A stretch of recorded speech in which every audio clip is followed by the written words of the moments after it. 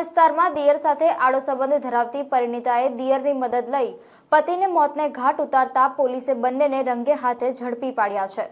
વડોદરાના ન્યૂ સમા રોડ વિસ્તારમાં ચાણક્યપુરી પાસે ડિફેન્સ કોલોની 2માં રહેતા અને કલરકામ કરતા 35 વર્ષના હરિગોવિંદ હુબલાલ યાદવ મૂળ યુપીના ફિરોઝાબાદના વતની હતા અને સાધના નામની ડિવોર્સી મહિલા સાથે પ્રેમ લગ્ન કરી રહેતા હતા।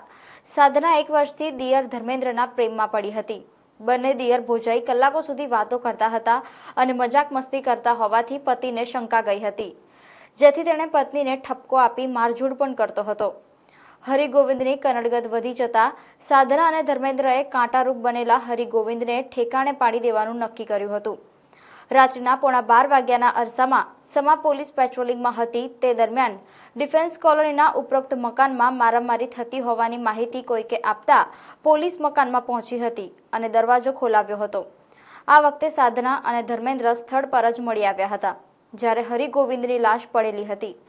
પોલીસે પ્રાથમિક તપાસ કરતા હરિગોવિંદને ઊંઘમાં જ તેના ભાઈએ ગળું દબાવી મારી નાખ્યો હોવાની વિગતો જાણવા મળી હતી, જ્યારે સાધનાએ પતિના હાથ પકડી રાખ્યા હતા અને ઝપાઝપીમાં પણ સામેલ હતી।